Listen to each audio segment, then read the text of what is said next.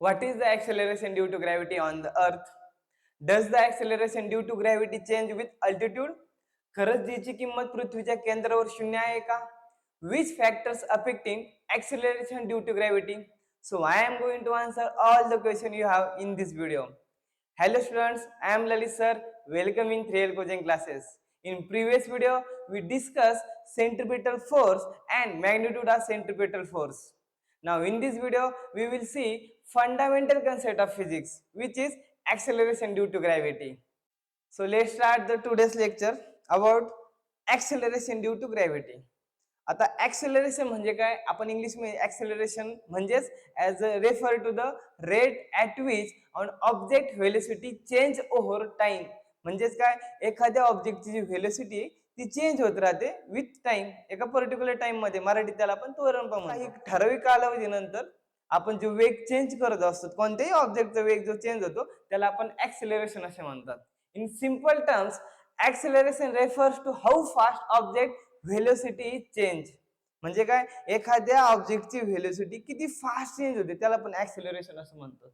आता ऍक्सेलरेशनचा पहिलाच वर्ड आलेला आहे, म्हणून आपण अगोदर ऍक्सेलरेशन म्हणजे काय ते समजून घेतलं. ऍक्सेलरेशन इन सिंपल वर्ड्स आपण आता सांगितलं की how fast the velocity change, म्हणजे किती पटकन चेंज होते. आता ते कोणाचे रिलेटेड? अर्थच्या ग्रॅव्हिटेशनचे रिलेटेड. म्हणून आता नेक्स्ट वर्ड आलाय पहा, अर्थ ग्रॅव्हिटेशनल ऍक्सेलरेशन. मेन पॉइंट आहे आजच्या लेक्चरचा. The acceleration due to gravity it is denoted by the symbol of G. The gravitational force due to the earth on a body result in its acceleration. म्हणजे कोणत्याही बॉडीवरती, एखाद्या object वरती ज्यावेळेस अर्थचं gravitation force लागतं, त्यामुळे त्याचं जे ऍक्सेलरेशन होतं त्यालाच म्हणतो आपण अर्थ ग्रॅव्हिटेशनल ऍक्सेलरेशन. म्हणजे समजा एखादा पेन आहे, वरून जर खाली पडला तर काय होऊ शकतो? त्याचं स्पीड हळूहळू खाली येताना काय होणार आहे? वाढणार आहे. आता नेमकं किती वाढणार आहे ते आपण याच्यामध्ये पाहणार. पहा, it represent the rate at which object velocity changes due to the gravitational force. म्हणजे एखाद्या ऑब्जेक्टची व्हेलोसिटी चेंज व्हायचं कारण आहे कशामुळं? अर्थच्या ग्रॅव्हिटेशनल फोर्समुळं. आता त्याची व्हॅल्यू काय आहे? Its value is approximately equal to the 9.8 meter per second square. The acceleration due to gravity is denoted by small g. आता हा g आहे acceleration due to gravity साठी. कॅपिटल जी आपण वापरला आता ग्रॅव्हिटेशन साठी, तो ग्रॅव्हिटेशनचे रिलेटेड कॅपिटल जी वापरतो, त्या जी ची व्हॅल्यू वेगळी आहे. तो जी म्हणजे ग्रॅव्हिटेशन साठी आणि स्मॉल जी म्हणजे काय? Acceleration due to gravity. It represent the rate at which the object velocity changes due to the gravitational force. आणि ज्याची जी व्हॅल्यू आहे, its value is approximately equal to the 9.8 metre per second square on the surface of the earth. आता ही जी surface of the earth आहे ती सगळ्या बाजूला सगळीकडे सारखी नाहीये. ओके, तर आता म्हणू शकतो की जर समजा, म्हणजेच काय, जर एखादा ऍपल आपण घेतलं ते झाडावरून खाली पडत आहे, जसं न्यूटनने ग्रॅव्हिटी शोध लावण्यासाठी ऍपल झाडावरून खाली पडत आहे, पहिलं आपण पण तेच पाहू. जर एखादा ऍपल झाडावरून खाली पडत आहे, ते जे पडत आहे ते पर सेकंदला 9.8 मीटर पर सेकंद तिची काय वाढणार आहे? स्पीड वाढणार आहे. This means that its velocity increase by 9.8 metre per second square every second. For example, if we drop an object from rest, म्हणजे जर एखादा ऑब्जेक्ट आपण जर वरून खाली सोडला, okay, drop object from rest म्हणजे काय? एका झिरो, त्याची व्हेलोसिटी सध्या झिरो आहे, तो आपण जर वरून खाली सोडला, it will be traveling at a velocity of 9.8 meter per second. After 2 seconds, its velocity will be 19.6 meter per second. म्हणजे दुसऱ्या सेकंदाला, हा आता फर्स्ट सेकंद, दुसऱ्या सेकंदाला ती किती जाणार आहे? 9, बघा इथे लिहितो पहा, 19.6 मीटर पर सेकंद. ओके, दुसऱ्या सेकंदाला एवढी जाईल पहा, 19.6. म्हणजे याचा अर्थ काही डबल होणार. तिसऱ्या सेकंदाला अजून वाढत जाईल. म्हणजे जी व्हॅल्यू आहे 9.8 नी कंटिन्यू पर सेकंदला वाढत वाढत चालणार. म्हणजे एखादा ऑब्जेक्ट वरून खाली येत असेल, ओके, वरून खाली येत असेल तर स्पीड वाढण्याचं कारण असं ऍक्सेलरेशन ड्यू टू ग्रॅव्हिटी. आता पहा, the direction of the acceleration due to gravity is also directed toward the centre of the earth and that is the vertically downward. म्हणजेच काय? कोणत्या पण वस्तूचं जे ऍक्सेलरेशन ड्यू टू ग्रॅव्हिटी आहे ते आपल्या पृथ्वीच्या कुठे असणार आहे? केंद्राकडेच असणार आहे. आणि ते कसणार आहे? Directed toward the centre of the earth, म्हणजे पृथ्वीच्या केंद्राकडे, जसं ग्रॅव्हिटेशनच्या सुरुवातीला सांगितलं होतं आपण समजून, की पृथ्वी जी आकर्षित करते कोणत्या वस्तूला, ती त्याच्या केंद्राकडे आकर्षित करते. ओके, तर ती कुठं असतं, व्हर्टिकली डाऊनवर्ड, म्हणजे खालच्या दिशेने, पृथ्वीच्या कोणत्या दिशेने, केंद्राच्या दिशेने. पहा आता सांगितलं जी ची जी व्हॅल्यू आहे ती आहे average value 9.8 metre per second square. जर आपण तिला प्रॉपर व्हॅल्यू जर कॅल्क्युलेट केली तर पॉइंट आहे आपल्या बुक मध्ये पण, value of G on the surface of the earth, proper mathematically जर ती व्हॅल्यू आपण प्रूव्ह केली तर ती व्हॅल्यू वेगळी येते. ती व्हॅल्यू येते 9.77 मीटर पर सेकंड स्क्वेअर.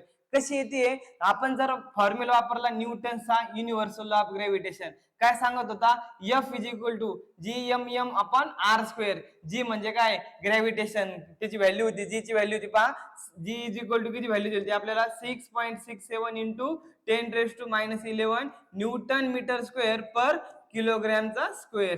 आता फोर्सचा जे फॉर्म्युला आपण जे वापरलं पहा, force is equal to mass into acceleration, हा फॉर्म्युला होता 9th स्टँडर्ड मध्ये.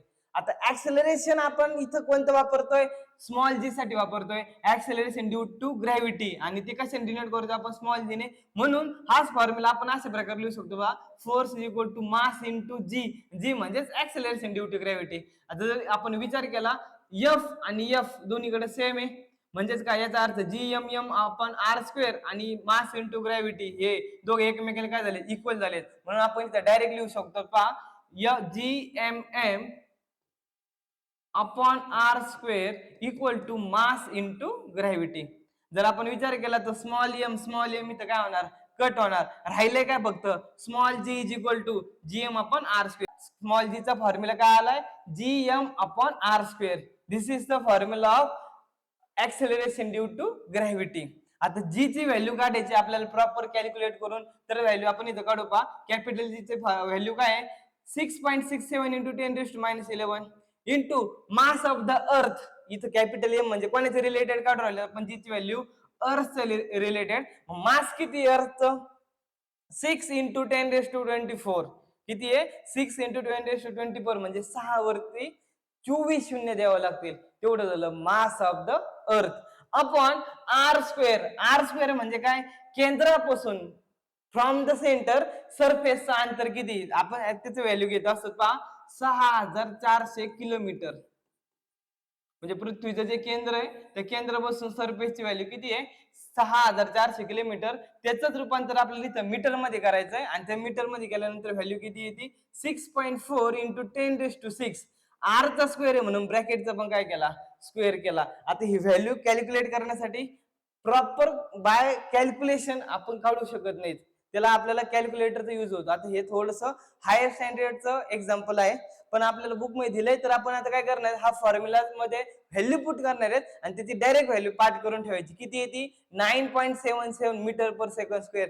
कॅल्क्युलेट मी करून देऊ शकतो तुम्हाला, पण त्याचं कारण आहे ऑलरेडी याचं कॅल्क्युलेशनला मार्क्स नाही, आपल्याला व्हॅल्यूला मार्क्स येतं, तेव्हा व्हॅल्यू ध्यानात ठेवायची. किती value, 9.77 metre per second square, जी ची व्हॅल्यू आहे. प्रॉपर मॅथमॅटिकली जर आपण जर काढली तर, दिस acceleration depends only on the mass and radius r of the earth. म्हणजे याचा काय, जी ची जी व्हॅल्यू आहे ती कशावर डिपेंड आहे, मास वरती डिपेंड आहे, आणि also radius of the earth.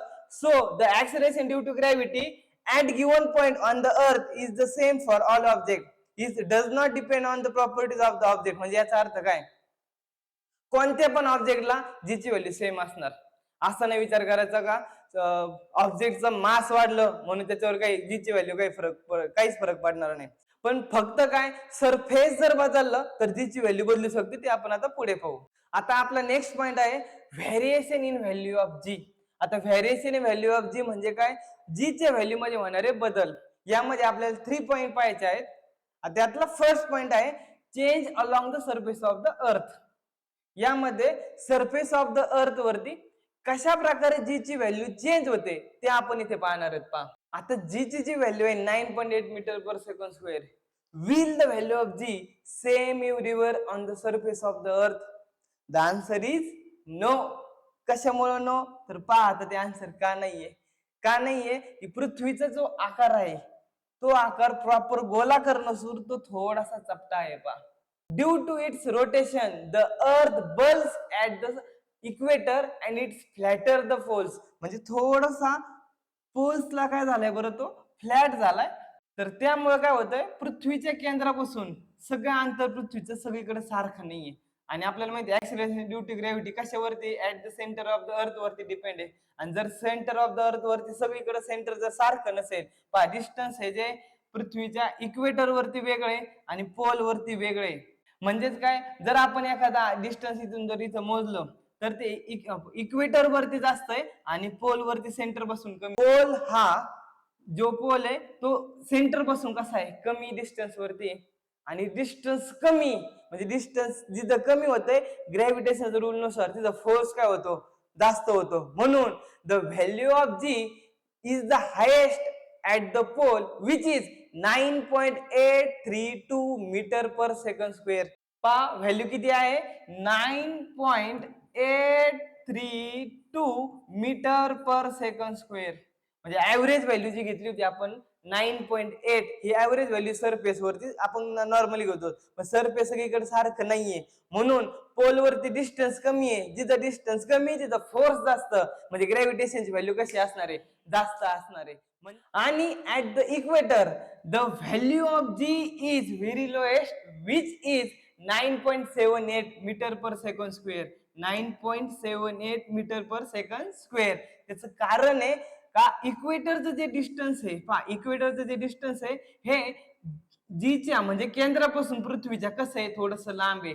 म्हणजे अंतर वाढलं, अंतर जास्त झालं म्हणजे आर ची व्हॅल्यू, डिस्टन्सची व्हॅल्यू काय झाली, वाढली, तर फोर्स काय होतो, कमी होतो. कारण की इनव्हर्सली प्रोपोर्शनल त्यांच्यात काय रिलेशन आहे. म्हणजेच इक्वेटर वरती ऍट इक्वेटर रेडियस कशी आहे, जास्त, आणि रेडियस जास्त तर जीची व्हॅल्यू तर काय होणार आहे, कमी होणार आहे. तर आत्ताच पाहिलेल्या व्हिडिओनुसार आपण पोल आणि इक्वेटर वरती व्हॅल्यू पाहिल्यात. सगळ्यांनी हा स्क्रीनशॉट काढून घ्यायचा नोट्स म्हणून. काय, the earth radius is largest at the equator and smallest at the pole. म्हणजे रेडियस काय अर्थची इक्वेटर वरती जास्त, सांगितल्यानुसार रेडियस वाढली तर फोर्स काय होणार, कमी होणार. म्हणून ऍट इक्वेटर व्हॅल्यू लोएस्ट आहे, किती आहे, 9.78 मीटर पर सेकंड स्क्वेअर. आणि रेडियस इथं काय पोल वरती जास्त आहे. ओके, जास्त आहे म्हणजे लार्जेस्ट आहे. लार्जेस्ट असल्यामुळे आपण म्हणतो त्याला की 9.832 metre per second square. MCQ ला हे दोन क्वेश्चन येऊ शकतात. स्क्रीनशॉट काढायचा, नोट डाऊन करून घ्यायचं वही मध्ये सगळ्यांनी. Highest 9.832, lowest 9.78. हायेस्ट कुठं, पोल वरती, लोएस्ट कुठं, इक्वेटर वरती. अशा प्रकारे हा फर्स्ट पॉईंट आपण इथे क्लिअर केलाय. आता आपला जो नेक्स्ट पॉईंट आहे, चेंज विथ हाईट. म्हणजे व्हॅल्यू ऑफ जी कशा प्रकारे हाईट वरती गेल्यानंतर चेंज होते तो पाहू. As we move higher above the earth surface, the value of G is decreases.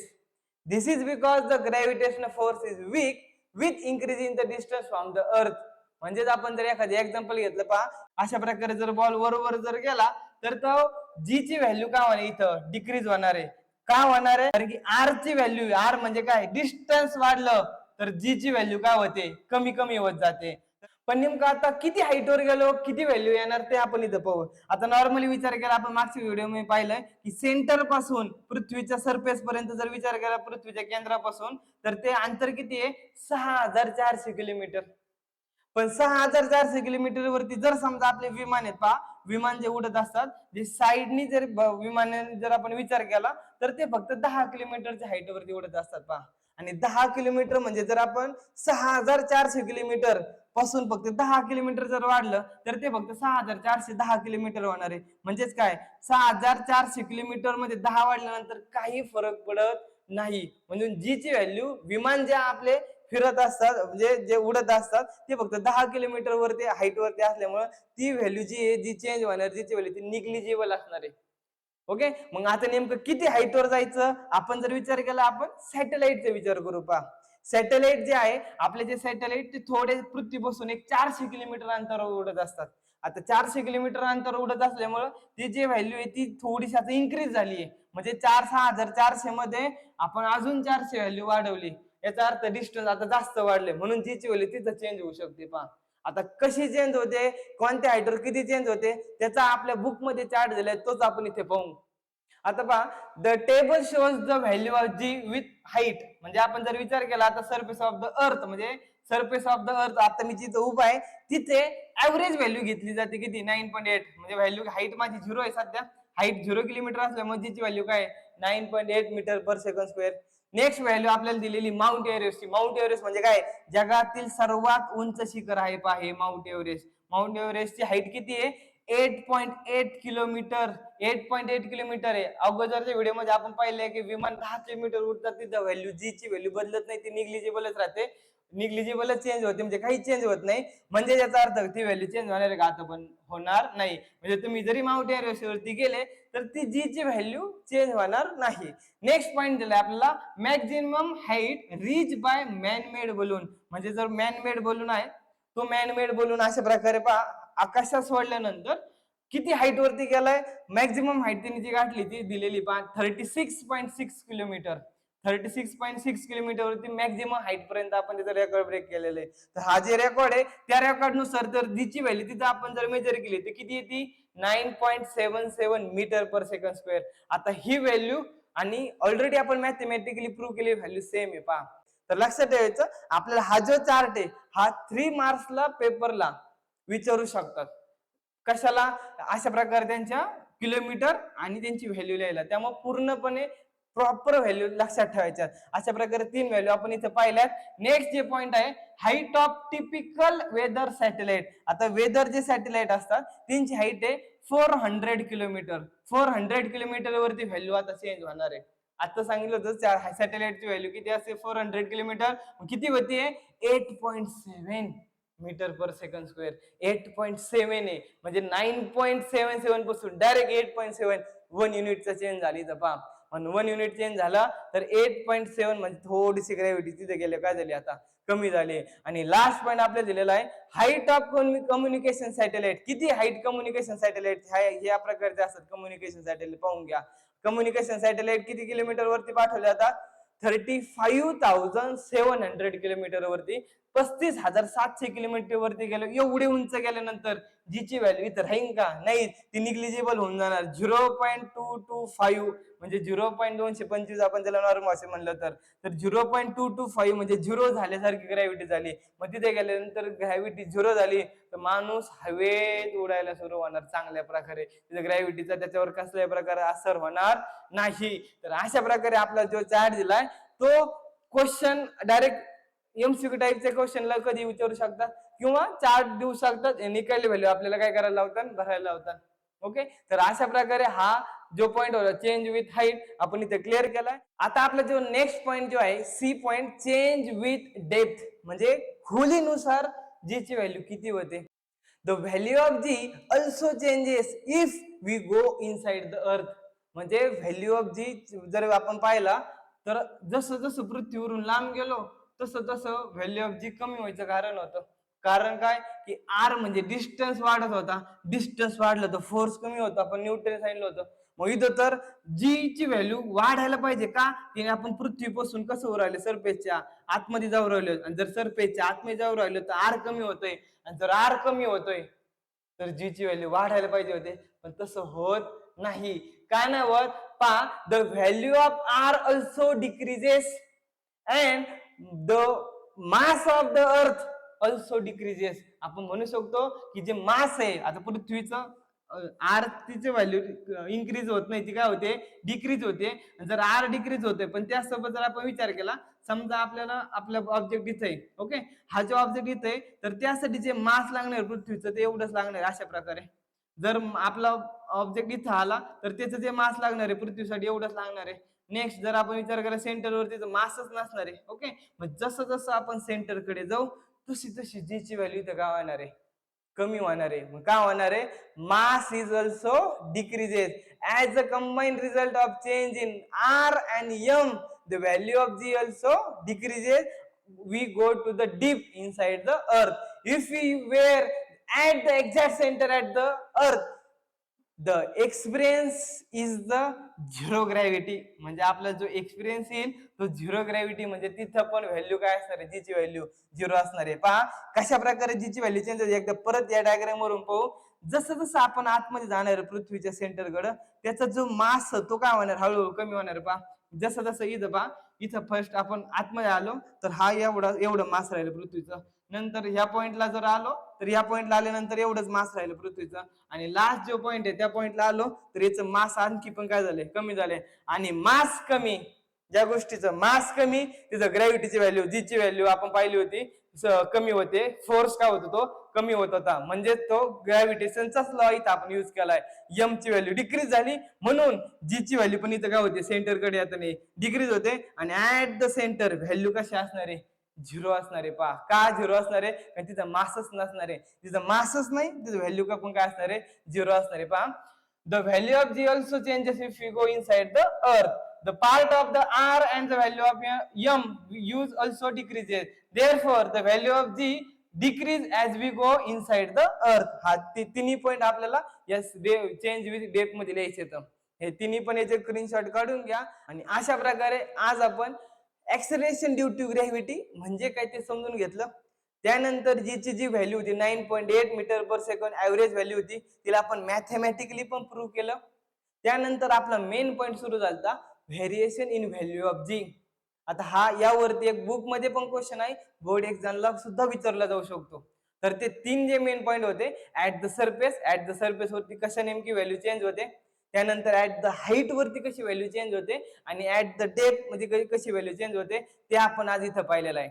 आता नेक्स्ट जे लेक्चर आहे ते याच acceleration due to gravity use करून मास आणि वेट यामधील डिफरन्स आपण समजून घेणार आहोत. तर भेटूया नेक्स्ट व्हिडिओमध्ये. तोपर्यंत धन्यवाद.